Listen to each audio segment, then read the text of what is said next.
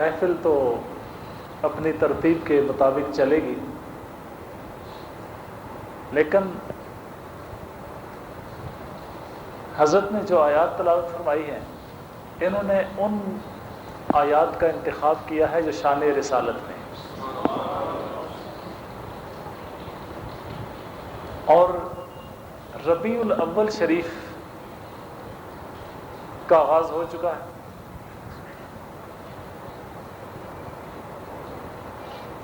ربیع الاول، پہلی بہار، تو اس وقت 1400 کون سا سال ہے؟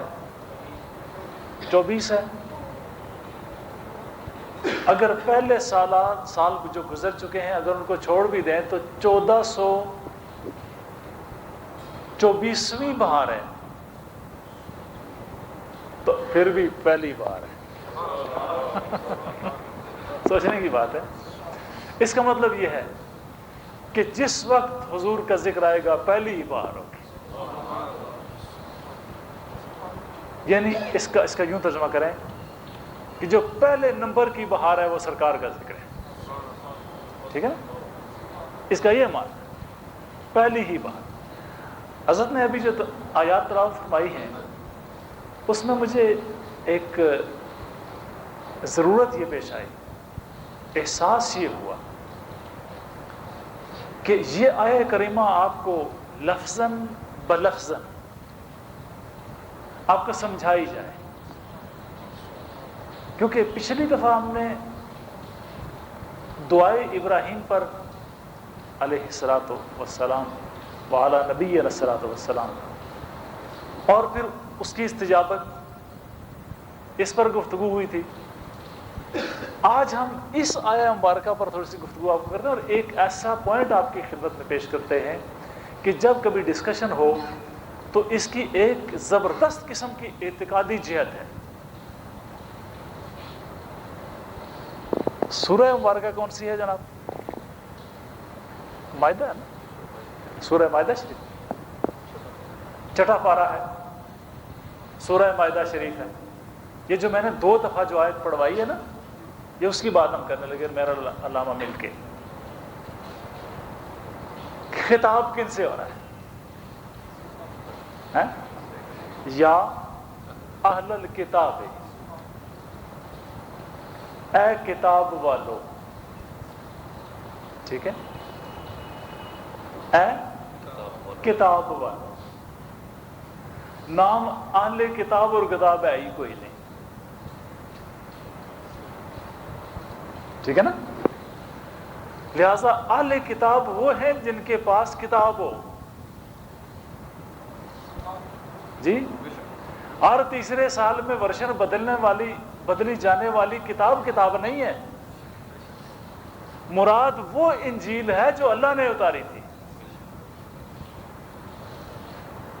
ہم نے وہ نسخے رکھے ہوئے ہیں۔ پہلی بات ہے کہ یہ بتائیں نا یہ انگلش میں اتری تھی یا اردو میں اتری تھی؟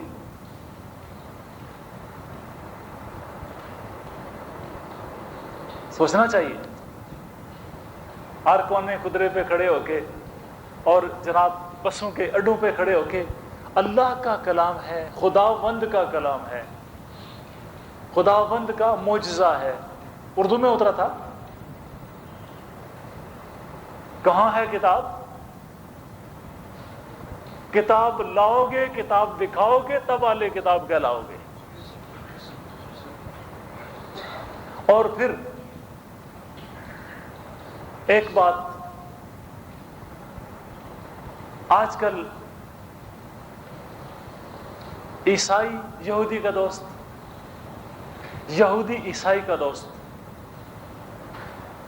جوائننگ ہینڈز، ٹیبل ٹاکس میں اکٹھے، منڈیوں میں اکٹھے، ڈائلاگز میں اکٹھے،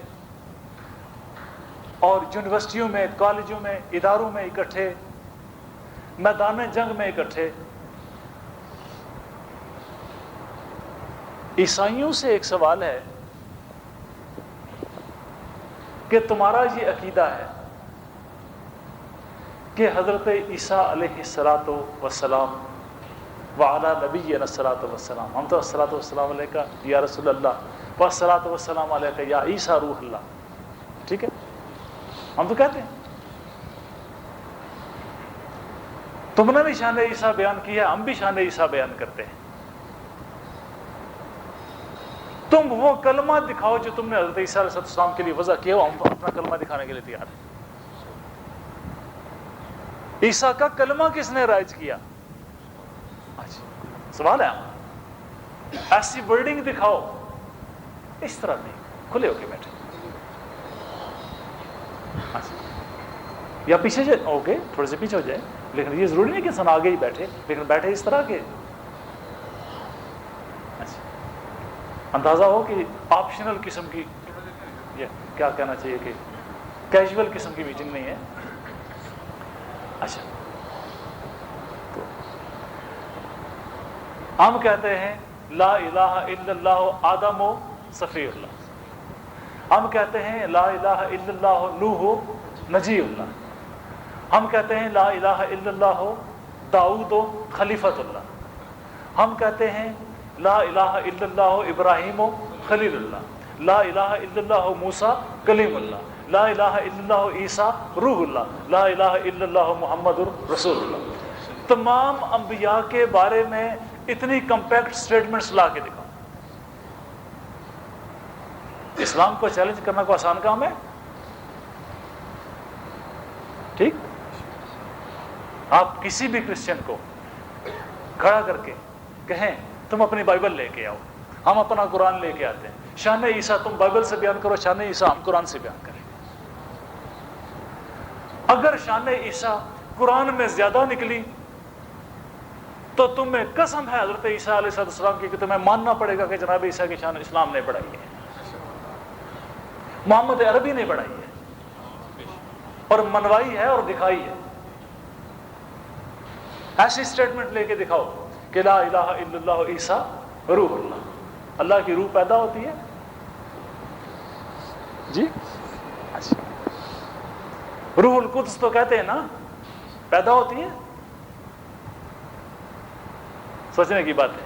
بہرحال یہ تو ہر ایک پاسنگ کوشچن تھا، بیسک کوشچن کہ ہمارا عقیدہ ہے کہ ما قتلوہ ہو وما صلبوہ ہو ولیکن شبہ لہم. یہی ہے کہ نہ انہوں نے حضرت عیسیٰ علیہ السلام کو قتل کیا، نہ حضرت عیسیٰ علیہ السلام کو پھانسی دی، بلکہ ان کو اشتباہ ہو گیا. حضرت عیسیٰ علیہ السلام زندہ آسمان دوم پر موجود ہیں اس وقت، ٹھیک ہے، یا آسمان چہارم پر. جناب عیسیٰ علیہ السلام کی کا مقام آسمان چہارم پہ بتایا گیا، لیکن جب معراج میں حضور کو آپ کی ملاقات ہوئی تھی تو وہ فلک دوم پر. اچھا، میں نے کہا علامہ غصہ کریں گے، کہیں گے فلک دوم کیوں کہہ رہے ہیں جی. تو جناب اب ان کا عقیدہ یہ ہے، یعنی عیسائیوں کا جن کی برادری ہے انہیں کی ہوں گی عالمی برادری. یہ برادری والوں سے سوال کر لیتے ہیں، تمہاری برادری سے سوال ہم کرتے ہیں، جواب لا کے دو جی، ٹھیک ہے نا. تو تم برادری سے جواب لے کے دو کہ ان کا عقیدہ یہ ہے کہ جناب حضرت عیسیٰ علیہ السلام کو پھانسی چڑھا دیا گیا. کس نے چڑھایا؟ یہودیوں نے. اور غیرت والے ہو تو پھر ان کے ساتھ مل کر کیوں بیٹھتے ہو؟ جنہوں نے تمہارے نبی کو پھانسی چڑھایا، جنہوں نے تمہارے نبی کو قتل کیا، وہ اسرائیل تمہارا ماما لگتا ہے؟ کیوں اس کے ساتھ بیٹھتے ہو؟ غیرت والے کا مذہب یہ ہوتا ہے کہ باپ کے قاتل کو قاتل سمجھا جاتا ہے، اپنا بھی اپنے نبی کے قاتل کو قاتل سمجھا جائے، اور جو اس کے ساتھ مل بیٹھے، جو اس کے ساتھ زندگی گزارے، جو اس کے ساتھ ہر سطح پر تعاون کرے، کوآپریشن کرے، جواب دو کہ وہ کیا چیز ہے. ٹھیک ہے جناب. یہ بات تو ضمنی آ گئی.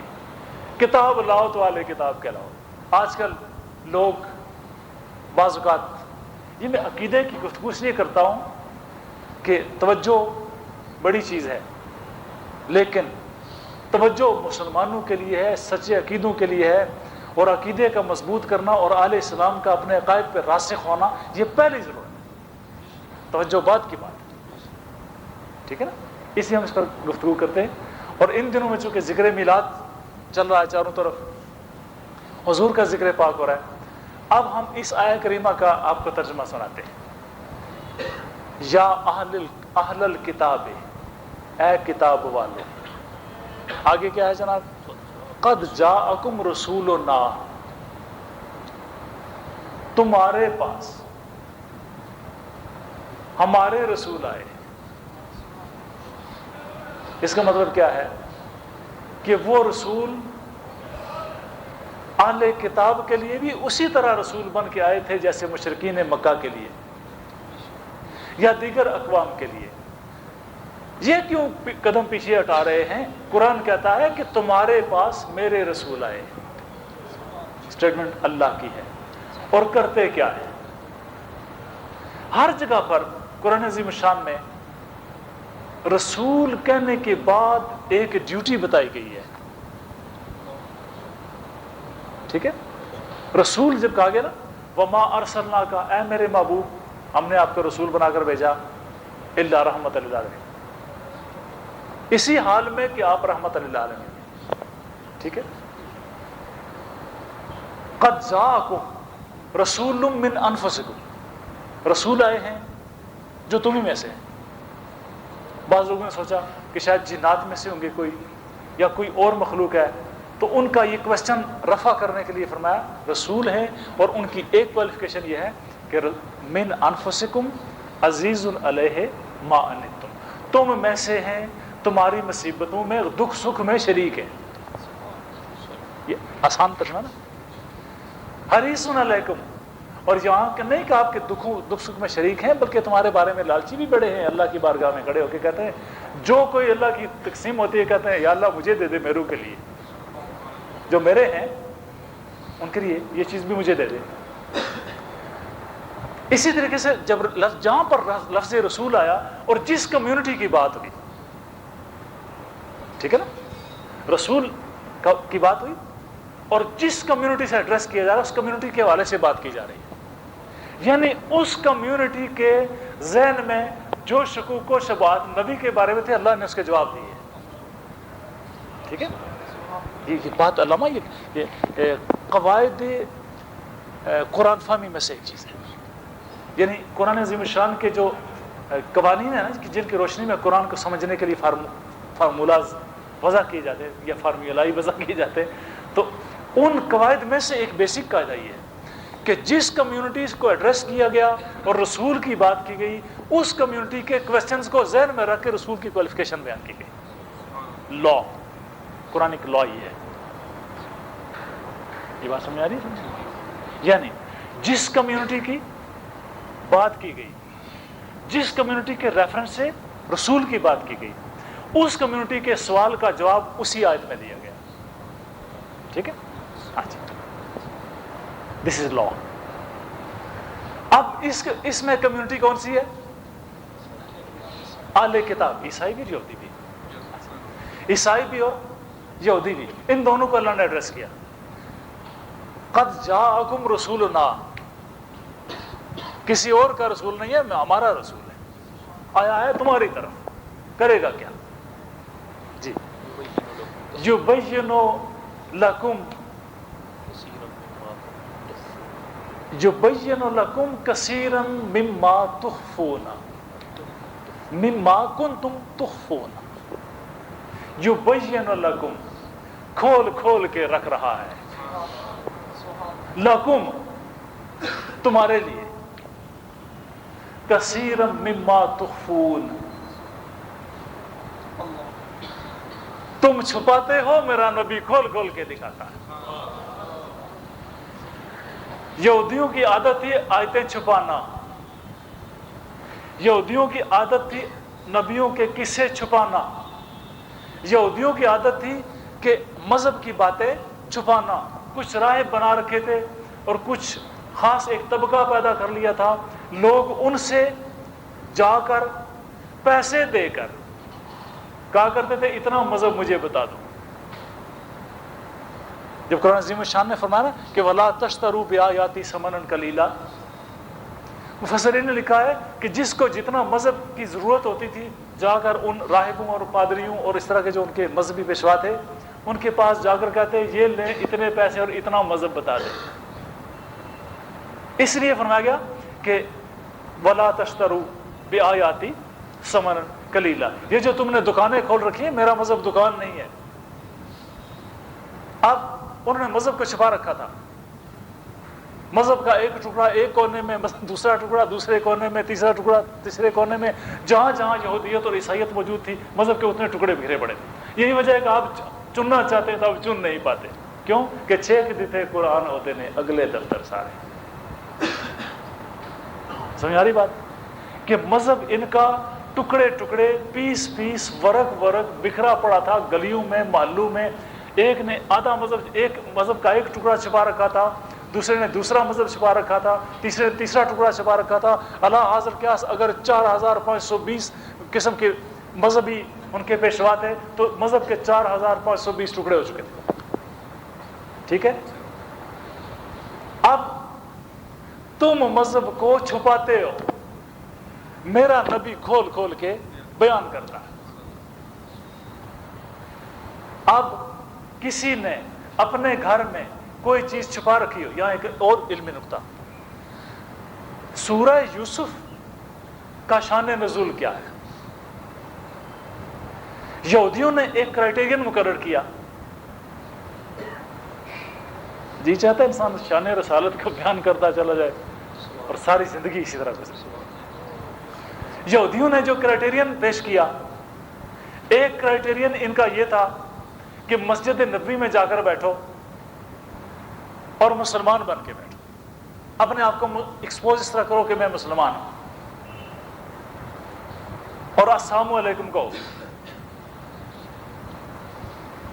آپ سب کو پتا ہے، پڑھے لکھے لوگ ہیں، السلام علیکم ہوتا ہے تم مرو، تو کون سا نبی کو پتا ہے کہ السلام علیکم کہا یا السلام علیکم کہا؟ نبی نے قرآن میں اللہ کی طرف سے اتری آیت پیش کر دی کہ تم السلام علیکم نہ کہو، ٹھیک ہے، تم کہو السلام علیکم، اور اسی طریقے سے رائنا نہ کہو، قولوا انظرنا ولا تقولوا رائنا قولوا انظرنا، کہ رائنا نہ کہو انظرنا کہو۔ مشہور بات ہے، آپ نے تفصیل سنی۔ اب ان کا پہلا کرائٹیرین یہ تھا کہ جناب مدینہ شریف میں مسجد نبی میں جا کر یہ تصور لے کے بیٹھو، مسلمان بن کے بیٹھو، لیکن اندر سے یہودی کے یہودی۔ کون سا نبی کو پتا ہے کہ ہم یہودی ہیں؟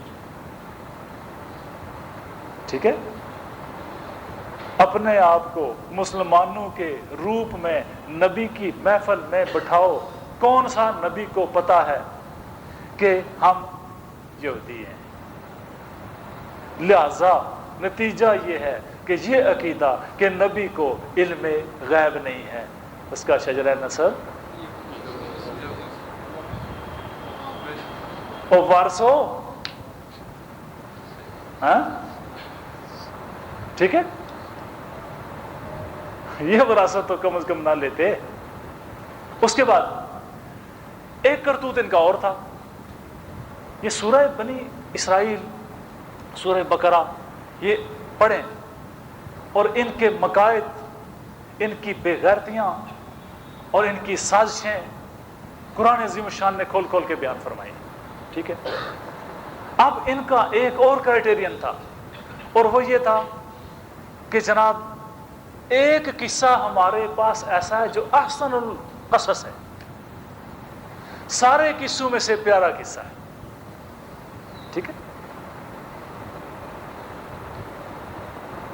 یوسف علیہ الصلوۃ والتسلیم کا، اور ان کا دعویٰ تھا کہ سوائے نبی پاک سوائے یہودیوں کے کسی کو اس قصے کا علم ہی کوئی نہیں۔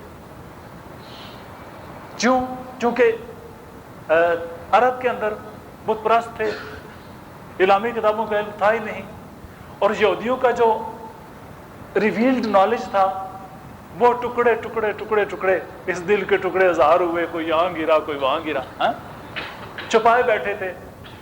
اب انہوں نے کرائٹیرین یہ مقرر کیا کہ اگر یہ اللہ کا رسول ہے تو یوسف علیہ السلام کا قصہ بیان کر کے دکھائے۔ سرکار نے پوری سورہ یوسف پیش کر دی، ٹھیک ہے۔ سورہ یوسف دلیل ہے اس بات کی کہ نبی کو علم غیب ہوتا ہے۔ اگر ہر مفسر نے سورہ یوسف کے نزول کا سبب یہ نہ لکھا ہو تو میں مجرم، اگر لکھا ہو اور تم نہ مانو تو تم مجرم، ٹھیک ہے۔ ہر مفسر نے لکھا ہے کہ سورہ یوسف کا شان نزول یہ ہے۔ اب اس کو اس جگہ سے ریلیٹ کریں کہ یبین لکم کثیرا مما تخفون، کہ جو کچھ تم چھپا چھپا کے رکھتے ہو نبی میرا کھول کھول کے بتاتا ہے۔ ادھر یہ اور ادھر وہ، کہ وَأُنَبِّئُكُم مِّمَّا تَدَّخِرُونَ فِي بِيُوتِكُمْ وَأُنَبِّئُكُم بِمَا تَأْكُلُونَ، کہ جو کچھ کہ تم کھاتے ہو اور تمہارے پیٹوں میں ہے میں تمہیں بتاتا ہوں۔ جناب حضرت عیسیٰ علیہ السلام، ٹھیک ہے، یہ دعویٰ حضرت عیسیٰ علیہ السلام کا ہے۔ اور وَمِمَّا تَدَّخِرُونَ فِي بِيُوتِكُمْ، یہ ہے نا کہ جو کچھ کہ تم اپنے گھروں میں سٹور کر کے رکھتے ہو۔ دعویٰ کس کا ہے؟ جناب حضرت عیسیٰ علیہ السلام کا۔ اب ادھر دعویٰ جناب عیسیٰ کا ہے اور ادھر دعویٰ پروردگار کا ہے، ٹھیک ہے۔ محبوب کیوں پریشان ہوتے ہو؟ سوال ان کا ہوگا، جواب میرا ہوگا۔ ادھر دعویٰ بھی حضرت عیسیٰ علیہ السلام کا، ورڈنگ بھی حضرت عیسیٰ علیہ السلام کی، اپنا دعویٰ خود پیش کریں گے، قوم مانے یا نہ مانے۔ دعویٰ بھی حضرت عیسیٰ کا اور اس کے پریزنٹیشن کرنے والے بھی حضرت عیسیٰ خود ہوں گے۔ ادھر دعویٰ تیرا ہوگا، بیان میں کروں گا، اور اس معنی میں دعویٰ میرا ہو جائے گا کہ یاد رکھو کتاب والو کہ تمہارے پاس میرے رسول آئے ہیں، اس حال میں کہ جو کچھ کہ تم چھپا چھپا کے انڈر لاک اینڈ کی، انڈر کنسیلڈ کور، کمپلیٹلی کنفیڈینشیل رکھتے ہو، میرا نبی کھول کھول کے بیان کر رہا ہے، ٹھیک ہے۔ یبین لکم مما کنتم تخفون، اور آگے ویعفو عن کثیر، ٹھیک ہے نا، ہاں جی۔ اور یہ نہیں کہ یبین لکم، تبیین کہتے ہیں کہ کسی ایسی شے کا صرف بیان کر دینا جو مخفی ہو، اور عفو کا مطلب ہے کہ کوئی ایسی غلطی کہ جو کسی نے چھپ کر کی ہو اس کو معاف کیا جائے۔ میرا نبی یہ نہیں کہ صرف تمہاری پوشیدہ چیزیں کھول کھول کے بیان کرتا ہے، بلکہ جو کچھ کہ تم پرائیویسی میں تمہارے جو کرتوت ہے نا ان کو بھی معاف کر رہا ہے۔ عفو کا، عفو فارگیونیس، اس کا پرنسپل یہ ہے، علم اور معافی۔ اگر علم نہ ہو تو معافی کا کوئی تصور ہی نہیں، ٹھیک ہے نا۔ یعنی جاؤ جی میں نے آپ کا قصور معاف کیا، بے قصور پتہ ہوگا تو معاف کیا نا۔ اب وہ لوگ جو اہل کتاب ہیں ان کے وہ کرتوت جو پرائیویٹ لائف میں نبی پاک علیہ السلام کے خلاف پلاننگز کیا کرتے تھے، سرکار کے خلاف جو منصوبے بناتے تھے، سرکار کے خلاف جو میٹنگز کرتے تھے اور سرکار کو ضرر پہنچانے کی جو ان کے سکیمز تھیں، ان کے بارے میں فرمایا گیا کہ یاد رکھو تم یہی نہ سمجھنا کہ ہماری کتاب ہی کا صرف اس کے پاس علم ہے، ہمارے کرتوتوں کا علم ہے اور ہمارے ہر چیز کا علم ہے، اور اللہ کا محبوب ہمیں معاف کیے جا رہا ہے، ٹھیک ہے۔ تبیین اور عفو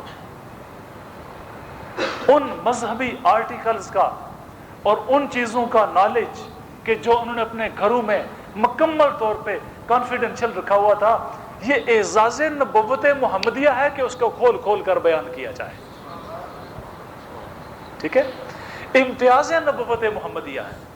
اگر کوئی آبجیکٹو قسم کا ریسرچر، غیر جانبدار قسم کا ریسرچر سرکار کے امتیازات نبوت پر ریسرچ کرے گا تو وہ اس آیت سے اس وقت تک گزر نہیں پائے گا جب تک یہ ورڈکٹ نہ دے، جب تک یہ فیصلہ نہ دے کہ یہودیوں کے گھروں میں رکھا ہوا انتہائی کانفیڈینشیل سیکرٹ قسم کا نالج بھی سرکار کھول کھول کر بیان کر کے گئے.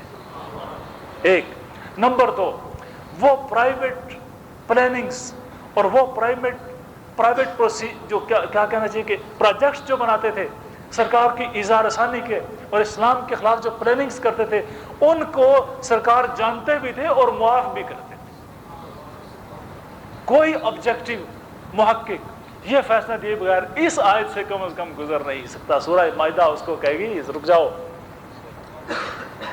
یہودیوں کے جو عقیدے کہ نبی کو پتہ نہیں جھاڑنا پڑیں گے. ٹھیک ہے نا؟ تو علامہ نے جب یہ آیت پڑھی تو میرا ذہن اس طرف ایک دم نہایت خوبصورت نقطہ ہے، نہایت خوبصورت. اور اس کے بعد قد جاءکم نور من اللہ نور و کتاب مبین ہے. اب اللہ کی طرف سے اب اسی پر بات نہیں چھوڑی ہے، فرمایا یاد رکھو اللہ کی طرف سے نور آیا ہے. نور کا اور کوئی مقصد ہو نہ ہو، لیکن نور کا بالکل ایک پرائمری اور فنڈامنٹل مقصد یہ ہوتا ہے کہ کسی کو کوئی چیز دکھائی جائے. ٹھیک ہے، نور کا اور کو مقاصد بے شمار ہیں، مطلب بے شمار مقاصد ہیں نور کے، لیکن ایک پرائمری فنڈامنٹل بیسک پہلا مقصد نور کا یہ ہے کہ کسی کو کوئی چیز دکھائی جائے. مسجد کا سوئچ آپ آن کرتے ہیں تو نمازیوں سے کہتے ہیں یہ لوگ اب روشنی ہوگی، ہم یہاں پر نماز پڑھ سکتے. گھر میں چراغ آپ کیوں جلاتے ہیں کہ کہیں ایسا نہ ہو کہ دیواروں کو ٹکر ماریں. دیکھنا اس روشنی کا مقصد ہے ہمیں کچھ دکھانا. اللہ نے کہا کہ اب اس دوسری طرف قد جاءکم من اللہ نور، یہ آیت، اور اللہ نور السماوات والارض دوسری آیت. ٹھیک ہے، دونوں آیتوں کو اپنے سامنے رکھیں. اللہ کی طرف سے ایک نور آیا ہے اور اللہ زمین و آسمان کا نور ہے. زمین و آسمان کا نور اگر اللہ ہے، اللہ موجود ہے کہ نہیں ہے؟ تو پھر کسی اور نور کی کیا ضرورت ہے؟ اللہ زمین و آسمان کا نور ہے، ہر جگہ پر موجود ہے. نور کا مقصد ہوتا ہے واضح ہونا یا واضح کرنا. وضع واضح میں تیری صورت ہے مانا نور کا. اب اللہ کی طرف سے ایک نور آیا ہے. دو اوپینینز ہیں، دو رائے ہیں. مفسرین کا ایک طبقہ کہتا ہے کہ اس سے مراد قرآن ہے، مفسرین کا دوسرا طبقہ کہتا ہے کہ اس سے مراد سرکار ہیں. حضرت عبداللہ ابن عباس جو سرکار کے بھائی ہیں، اسلام کے پہلے مفسر ہیں، آپ نے یہ اوپینین دی ہے کہ سرکار مراد ہے. ٹھیک ہے، سرکار ہیں یا قرآن ہے. قرآن کچھ بھی ہے لیکن اللہ تو نہیں ہے، سرکار کچھ بھی ہیں لیکن اللہ تو نہیں ہے. اللہ کا یہ کلیم کہ اللہ نور السماوات والارض، اللہ زمین و آسمان کا نور ہے. اس چیز کو سامنے رکھتے ہوئے خطاب کس سے کیا جا رہا ہے؟ اہل کتاب سے. اہل کتاب سے کہا جا رہا ہے کہ تمہارے لیے یہ نور، اللہ نور السماوات والارض والے مفہوم کو سمجھنے کے لیے یہ نور چاہیے، یا قرآن کا نور چاہیے یا محمد مصطفیٰ کا نور چاہیے۔ اوپینین یہ لے لیں یا اوپینین وہ لے لیں، اس سے مراد حضور لے لیں یا اس سے مراد قرآن لے لیں۔ قرآن حضور پہ اترا ہے، ٹھیک ہے، قرآن حضور پہ اترا ہے، کسی اور پہ نہیں اترا۔ قرآن اور حضور دونوں کیا کہتے ہیں؟ کنکومیٹنٹ ہیں، لازم و ملزوم ہیں۔ سرکار قرآن کے لیے لازم، قرآن سرکار کے لیے لازم، دونوں مل کر قول حق اور قول رسول دونوں مل کر ایک نور فریم کر رہے ہیں جو اللہ و نور السماوات والارض کو سمجھنے کے لیے ضروری ہے، ٹھیک ہے۔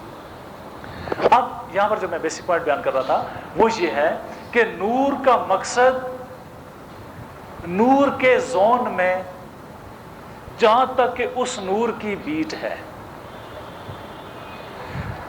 قانون قرآن سمجھیے، نور کا مقصد کیا ہے؟ جتنی جگہ کے لیے روشنی چاہیے ہوتی ہے اس جگہ کو دکھایا جانا اس روشنی سے مقصود ہوتا ہے۔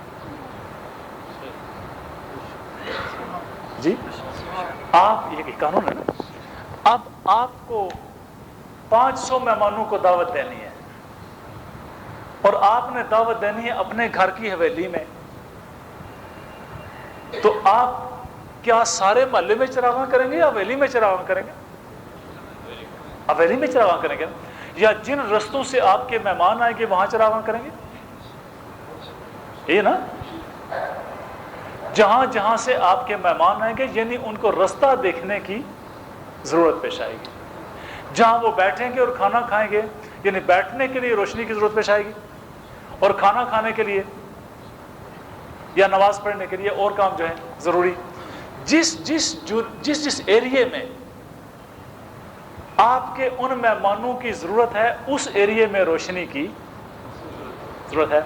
گویا ہر نور کا ایک مقصد ہوتا ہے دکھانا، اور دوسرا مقصد ہوتا ہے وہاں تک موجود ہونا جہاں تک کہ اس کی ضرورت اس نور کے جو ریکوائررز ہیں، جن کو ضرورت ہے اس ایریے کی یا اس جگہ پر، ان کے لیے اتنی جگہ پر دکھانے کا اور سمجھانے کا بندوبست کرنا۔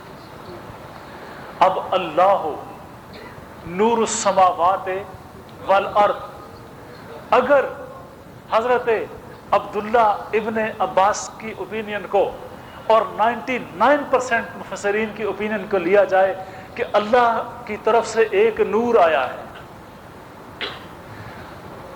دکھائے گا کیا؟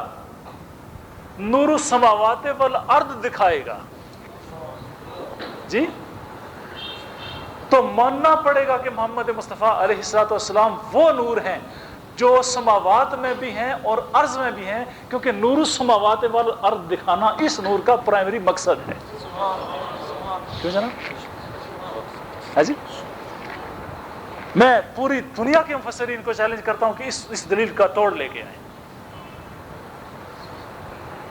نور کا پرائمری مقصد یہ ہوتا ہے کہ جن کو اس نور کی ضرورت ہے اس نور کا دکھانا، اس چیز کا دکھانا۔ نمبر 2، جہاں تک ضرورت ہے وہاں تک کا زون دکھانا۔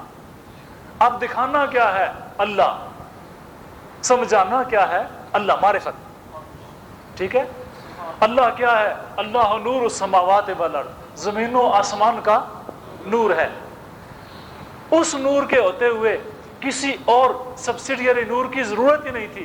کیوں پروردگار نے کہا کہ تمہارے پاس یہ نور آیا ہے اور کتاب مبین آئی ہے؟ ٹھیک ہے۔ تبیین کون کرتا ہے؟ علامہ سنیے خوبصورت دلیل، یبین لکم ما کنتم مما کنتم تخفون، یہ تبیین کرتا ہے وہ میرا رسول جو تمہاری طرف بھیجا ہے، یعنی تبیین کرنے والے کو مبین کہتے ہیں نا جی، مبین، تبیین کرنے والے کو مبین کہتے ہیں، یا ابیان کرنے والے کو مبین کہتے ہیں، ٹھیک ہے۔ قد جاءکم من اللہ نور و کتاب مبین، تبیین سرکار کر رہے ہیں اور کوالیفیکیشن قرآن کی بیان ہو رہی ہے جی. معلوم ہوا کہ سراپا قرآن حضور کی ذات ہے. یہ بھی سمجھنے کی بات. تبیین یبین لکم، تمہارے لیے بیان کر کھول کھول کر بیان کرتے ہیں. تبیین قرآن کی ہے، زبان حضور کی ہے. اب اللہ کا نور جو زمین و آسمان میں، اس بات کو میں پھر ایک مرتبہ دہرا رہا ہوں تاکہ آپ کو سمجھ میں آئے. اللہ کا نور جو زمین و آسمان میں ہے، ہر کوئی دیکھ نہ پایا، ہر کوئی سمجھ نہ پایا، نہ سمجھ سکتا ہے نہ دیکھ سکتا ہے. اب اس نور کو، اس نور تک پہنچانے کے لیے اللہ کریم نے ایک نور اتارا جو یا قرآن ہے یا حضور ہے. دونوں اوپینینس کو لے لیں، اور دونوں صورتوں میں اس کی جو بیٹ بنتی ہے، اس کی جو جورسڈکشن بنتی ہے، اس کا جو ایریا آف انفلوئنس بنتا ہے، وہ زمین بھی ہے اور آسمان بھی ہے. اگر 99% مفسرین کے اوپینینز کو قبول کیا جائے اور یہ تسلیم کر لیا جائے کہ وہ نور حضور کی ذات ہے، تو پھر تسلیم کرنا پڑے گا کہ اگر وہ نور حضور کی ذات ہے تو وہ نور زمین میں بھی ہے اور آسمان میں بھی ہے. اس کا مطلب یہ ہے کہ وہ زمین میں بھی حاضر ہے، آسمان پر بھی حاضر ہے، زمین پر بھی ناظر ہے، آسمان پر بھی ناظر ہے. کیوں جناب؟ جی حاضر و ناظر کا مسئلہ حل نہیں ہوتا. ہوتا ہے کہ نہیں ہوتا؟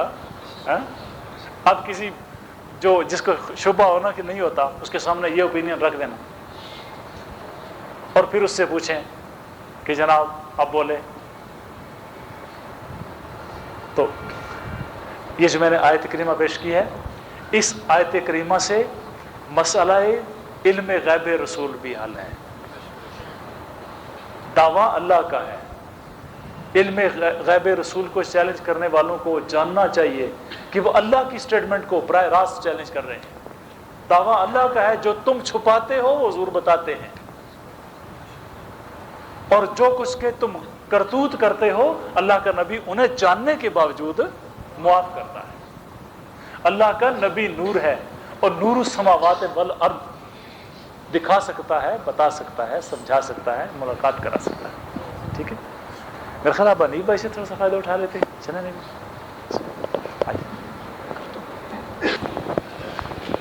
تھوڑا سا یہ نعت مجھے بہت پسند ہے. آپ کو پتہ ہے میری جو پسندیدہ نعتیں ہیں ان میں سے یہ ایک نعت ہے، لیکن چونکہ چند باتیں کرنی ہیں اس لیے ہم نے انیب بھائی کے پر باندھے ہیں تھوڑی دیر کے لیے. میرا خیال اس طرح کرتے ہیں کہ 19 تاریخ کو نا ہماری جو محفل دعوت میلاد ہے، ٹھیک ہے، یاد ہے نا سب دوستوں کو؟ محفل دعوت میلاد وہ سارے انیف بھائی کے والے کا، وہ محفل نعت انیف بھائی کریں یہاں پر. یہ ہم ڈیسائیڈ کر لیں گے، ذرا آپشن رکھتے ہیں کہ یہاں پر ہو یا حضرت سائنس صاحب رحمۃ اللہ علیہ کے آستانہ شریف پر ہو. جو دوست آئے تھے کل بتائیں مزہ بنا کہ نہیں بنا؟ کیا کل بہار آئی محفل پر؟ آپ نے مجھے 2 گھنٹے خطاب کروایا مجھ سے الحمدللہ. اور اگر آپ دوست تھوڑی سی محنت کریں تو پوری کتاب بنتی ہے سائنس صاحب کے حالات اور واقعات پر. الحمدللہ خدا کا شکر ہے، اس نے توفیق دی ہے. تو اگلی محفل ہمارے کلر سیدہ کے کچھ ساتھی ہیں، وہ کلر سیدہ میں رکھ رہے تھے. میں نے کہا یار میں فارغ نہیں ہوں، اگر ہو سکتا ہے تو پنڈی میں ارینج کرو. کہتے ہیں حضور ہماری طرف سے تمام دوستوں کو دعوت میلاد. ٹھیک ہے، تو میں نے پھر یہ سوچا کہ بجائے اس کی کوئی اور ڈے ہم رکھیں، کیونکہ میرے پاس بھی ڈیز کی تقسیم خاصی اسٹرکٹ قسم کی ہے. تو ہم یہ سوچا کہ 19 تاریخ والی جو محفل ہے، یعنی ابھی اس کے بعد 19 ہے نا، کارڈ دیکھ لیں سارے دوست جن کے پاس موجود ہیں، چیک کر لیں. 19 تاریخ کی جو محفل ہے انشاءاللہ محفل دعوت میلاد ہوگی. اس میں ایک تو یہ کہ میں نہیں بولوں گا، انی بھائی سے درخواست ہے کہ جو نعت خوان آپ لانا چاہیں. ٹھیک ہے، اچھا مغرب سے عشاء رکھیں یا عشاء سے بعد رکھیں؟ عشاء کے بعد رکھیں. ویسے میرا خیال ہے کہ اگر ہم مغرب سے عشاء رکھیں تو اس کا فائدہ یہ ہوگا کہ مغرب سے عشاء محفل نعت ہو جائے گی، اور عشاء کے بعد لنگر شریف کے بعد دوستوں پر یہ محفل جو ہے یہ بار بھی نہیں ہوگی اور آسانی بھی ہو جائے گی. تو دونوں صورتوں میں ہم ڈیسائیڈ کر لیں گے بعد میں کہ زیادہ بہتر صورت کیا ہے. لیکن آپ دوستوں کے لیے ریکویسٹ یہ ہے کہ آپ مغرب کی نماز پر حسب معمول آ جائیے. اگر لنگر شریف پہلے رکھ کر عشاء کے بعد ہم نے پروگرام رکھا تو بھی ممکن ہو جائے گا, یا اگر ہم نے لنگر شریف عشاء کے بعد رکھا اور پہلے محفل رکھی تو بھی ممکن ہو جائے گا. دونوں صورتیں امکانی ہیں. ایک آپشن تو یہ کھلا چھوڑتے ہیں, ٹھیک ہے. یعنی دوستوں کا آنا دونوں صورتوں میں نماز مغرب پر معمول کے مطابق ہی ہوگا. سمپل. نمبر 2, اگر محفل یہاں رکھیں یا سائنس صاحب کے مزار پہ رکھیں, یہ آپشن بھی کھلا چھوڑتے ہیں. اگر محفل وہاں رکھی گئی اور بڑی محفل کرنے کا, پوری رات کی محفل کرنے کا پروگرام ہوا تو دوست یہاں موجود ہوں گے, آپ کو کہہ دیں گے کہ آپ وہاں تشریف لائیں اور آپ وہاں تشریف لیں. ادروائز محفل اسی مسجد میں یہیں پر ہوگی. زیادہ دوستوں کی اوپینین فی الحال غالب گمان یہی ہے, اوپینین بھی یہی ہے کہ محفل انشاءاللہ العزیز مغرب سے عشاء تک محفل نعت اور عشاء کے بعد لنگر شریف اور اس کے بعد دوستوں کو رخصت کر دیا جائے گا. اگر پروگرام مغرب تا عشاء لنگر شریف کا ہوا اور عشاء کے بعد سحر تک میٹنگ کرنا پڑی تو اس کے لیے بھی ذرا ذہنی طور پر تھوڑا سا ایک تصور بنا کے آئیے.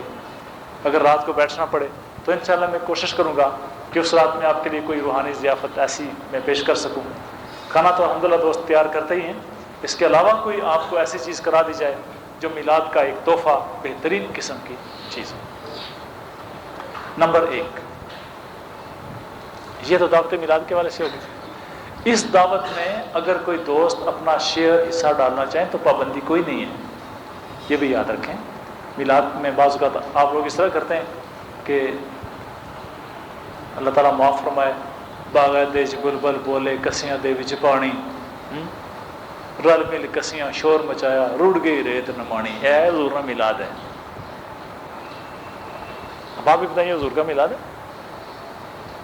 قصے کہانیاں سریں اور وہ بھی بے ڈنگی, نہ آئے کبھی قرآن پڑھنے کا موقع ملتا ہے جن کو نہ کبھی حدیث رسول پڑھی ہے, ان کو جناب آپ 10-20 ہزار روپے جناب حضرت علامہ فاضل نبی العالم جلیل جنبیل نہ مانا پوچھو جناب رات علاقہ چھوڑی گئی جی جی ویسے لوگوں کی پتہ نہیں کیا حوالہ کیا چڑھنے. اگر آپ لوگ اس پروگرام کو بہتر سے بہتر بنانا چاہیں تو اس میں اگر آپ کنٹریبیوشن کرنا چاہیں تو میں سمجھتا ہوں بسم اللہ حضور کا میلاد ہے اور اس میں آپ کریں. جتنا آپ کی کنٹریبیوشن ہوگی اسی ترتیب سے محفل کا معیار بلند کر دیں گے, ٹھیک ہے نا. تو اس میں کوئی پابندی نہیں ہے کہ یہ نہیں کہ کل رہا لے کر سن بھائی ساگ اور ہی کر سن یا وحید بھائی کر سن تو پھر ٹھیک ہے. نہیں, الحمدللہ مجھے دوستوں سے گلا بھی کوئی نہیں ہے کیونکہ ہمارے ساتھی ادھر میں کوئی آواز دیتا ہوں ادھر آپ لپک کے آ جاتے ہیں. الحمدللہ کوئی اس میں گلا نہیں, شکوہ نہیں. اب بھی اگر آپ میں سے کوئی دوست کنٹریبیوٹ کرنا چاہیں اس میں موسٹ ویلکم. بہترین سے بہترین محفل, بلکہ یہ بھی ہو سکتا ہے اگر دوستوں کی کنٹریبیوشن بڑھ جاتی ہے تو ہم باہر کے نعت خوانوں کو جو معروف نعت خوان ہیں, مثلا ایک میرے بڑے محبوب نعت خوان ہیں خالد حسین خالد, یہ چکوال والے, میری ذاتی خواہش ہے کہ وہ نوجوان یہاں آ کر نعت پڑھیں. اسی طریقے سے پنڈی میں بڑے بڑے اچھے نعت خوان ہیں. وہ ہمارا ایک لگڑ قسم کا ساتھی ہے غلام مصطفیٰ, لیکن نعت بڑی اچھی پڑھتا ہے. یہ میری آواز ریکارڈڈ اس کو سنانی بھی ہے. نہایت اچھی سیف الملوک نہایت اچھی نعت پڑھتا ہے. میرے پاس ایک دن روتا ہوا ہے جی مالی مشکلات ہیں, میں اور انیف بھائی بیٹھے میں کہا اللہ کی بارگاہ میں دعا کریں. ہاتھ اٹھائے, تیسرے دن قرآن دادی تھی 5 لاکھ روپے کا انعام. کیوں جناب؟ تو الحمدللہ وہ ٹی وی پر نعت پڑھتا ہے. وہ ہمارے گھر کا ساتھی ہے, پٹواری جائیں تب پھر ہماری طرف نعت پڑھوائی گی انسان کو, ٹھیک ہے, بہترین انسان ہے. تو اپنے انیف بھائی اور جس کو پسند کرتے ہیں جو ان کے نزدیک آئیڈیل نعت خوان ہے, اچھا نعت خوان ہے, اگر ہماری کنٹریبیوشن ہوگی تو ہم انیف بھائی سے کہیں گے انیف بھائی یہ لیں, کسی قسم کی مشکلات نہیں ہیں, یہ لیں, دوستوں کی خدمت بھی کریں اور چوٹی کی محفل نعت ہو. میری ویسے ریکمنڈیشن یہی ہے اگر نعت خوان مل جائیں اچھے اچھے ہے جی، بہتر سے بہتر، ساری رات محفل سجے. آپ لوگ کوشش کریں. میرا خیال ہے اگر آپ لوگ 100 روپیہ بھی ڈال لیں گے تو ہوگا، زیادہ کریں گے تو حضور کی ذات کی خاطر میرا خیال ہے سب کچھ قربان کرنا چاہیے. ٹھیک ہے، تو کچھ طبیعت اس طرف جا رہی ہے کہ بھرپور محفل اور محفل نعت رسول، اور جتنی دیر آپ چاہیں اچھے سے اچھے بہتر سے بہتر نعت خوان. حنیف بھائی کے سارے مرید ہیں، اگر یہ چاہیں نا یہ ایک روحانی سیٹی بجائے نا، دوسری نہیں، کہ یہ روحانی سیٹی ان کی کوئی خاص ہے تو سارے اکٹھے ہو جاتے ہیں. یہ روحانی سیٹی یاد رکھیں تو کل خود ہوئی سیٹی بجانے نے بارش کیا ہے. ٹھیک ہے جناب، یہ بات بھی طے ہو گئی. کیا آپ لوگ حنیف بھائی کو اپنا جو کنٹریبیوشن دینا چاہیں؟ میں بھی دوں گا انشاءاللہ. تو یہ محفل حنیف بھائی جس طرح چاہیں آزادی سے ان کو میں دعوت دیتا ہوں کہ ترتیب دیں.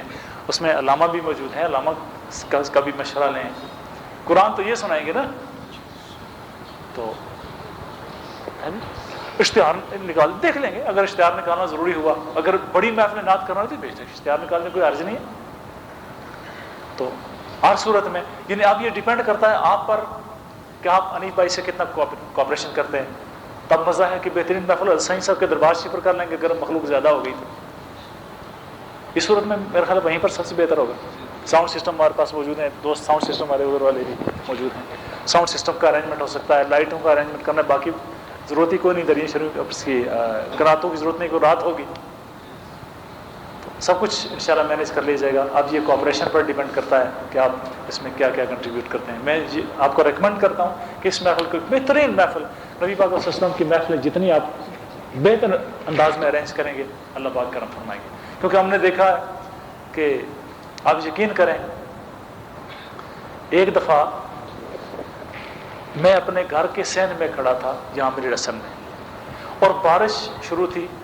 کوئی عزیز چابی لے کے فرار ہو گئے. نام میں نہیں بتاتا، بے سے شروع ہوتا ہے اور گاؤں کا نام دال سے شروع ہوتا ہے. تو ٹھیک ہے، چابی میری جیب میں ڈالی اور چلے گئے سیدھے گھر.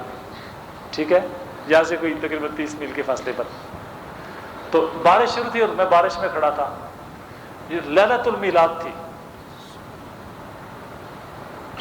میرے ذہن میں صرف خیال آیا کہ الہ العالمین یہ گھر ناکافی ہے. دوسرے میلاد سے پہلے ڈبل سٹوری تعمیر ہو چکی تھی. آپ یقین کیجیے. اور اس میں جو واقعات پیش آئے وہ بڑے بڑے پیارے واقعات ہیں، آپ سنتے رہتے ہیں. اس لیے حضور کے ساتھ قد ربح من آمن، جس نے ہمارے ساتھ سودا کیا فائدے میں. اب آپ جانے اور انیف بھائی جانے. انیف بھائی بس وہ روحانی سیٹی کے بجائے، اور تب مزہ ہے کہ چوٹی کی محفل. ٹھیک ہے جی. اچھا، اور میں اپنے نہ تو میں بھی آپ پر مسلط نہیں ہوں گا، میں سننے والوں میں بیٹھ جاؤں. ٹھیک ہے، اگر کوئی چند کلمات مجھے کہنے پڑے تو اور بات ہے، لیکن میں فری ہینڈ دیتا ہوں آپ سب کو. اس دن آپ بہتر سے بہتر نعت خوان لا کے حضور کی تعریف سنیں. اگر بار وہ دیکھ لیں گے نا. ٹھیک ہے جناب.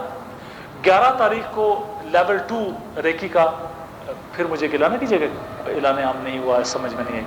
11 تاریخ کو ٹھیک 7:30 بجے یہاں انشاءاللہ شروع ہوگا. یعنی محفل مبارک جو محفل میلاد النبی شریف کی دعوت، محفل دعوت میلاد، وہ انشاءاللہ 19 کو، اور ریکی لیول 2 کا جو پروگرام ہے وہ انشاءاللہ 11 کو اتوار کے دن صبح 7:30 بجے اسی مسجد میں سابقہ پروگرام کی طرح سے ہوگا.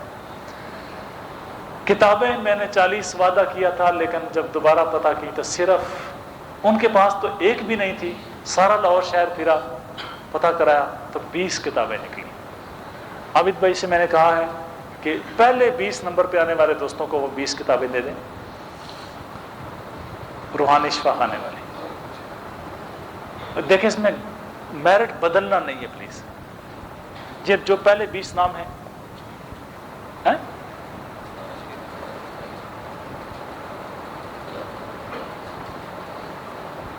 یہ تو گڑبڑ آپ نے کر دی نا.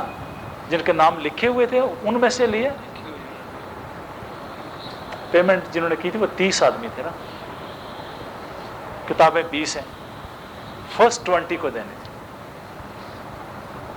یہ تو میں نے بار بار کہا تھا کہ فرسٹ 20 ہیں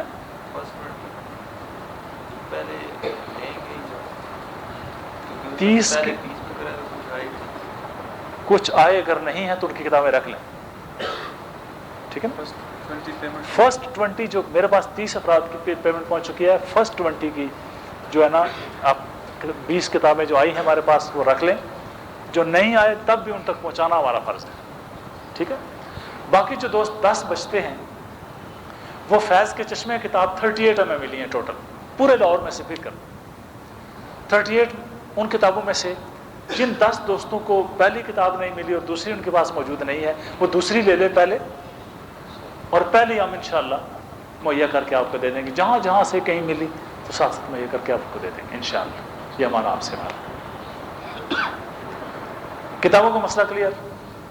کیسٹس ہمارے چھوٹے شیر نے آصف جی نے تیار کر لی ہوئی ہیں. جن جن دوستوں نے نام اپنے لکھوائے تھے وہ یہاں سے حاصل کر کے اپنے اپنے کیسٹس لے کے جائیے گا، کیونکہ کیسٹس میرا 15-20 کاپیاں بنی ہیں اس کی، اور ڈیمانڈ تمام دوستوں کی ہے، لیکن ڈیمانڈ کے باوجود نام نہیں لکھواتے. اب ہمیں کیسے پتا چلے کہ جناب کس کس دوست کی ڈیمانڈ ہے؟ بعض اوقات یہ ہوتا ہے کہ ہم زیادہ بنا لیتے ہیں اور ڈیمانڈ کرنے والے دوست پہنچتے ہی کوئی نہیں. اس لیے اس بات پر اسٹرکٹنیس ہے کہ جس دوست کا نام آئے گا اسی دوست کو کیسٹ بنا کر کے تیار کر کے دے دی جائے گی. ان سے اپنے کیسٹس لے کر کے جن کے نام لکھے جا چکے ہیں وہ لے کر کے جائیں، اور جن کی پیمنٹس وغیرہ آ چکی ہیں ان کے لیے محفوظ رکھ لیں. جن کی پیمنٹس نہیں آئیں اور صرف نام لکھا ہوا ہے اور خود بھی نہیں آئے ان کا نام کاٹ دیں. سمپل سی بات. اذان کا ٹائم ہو گیا، اس کے بعد انشاءاللہ مزید بات.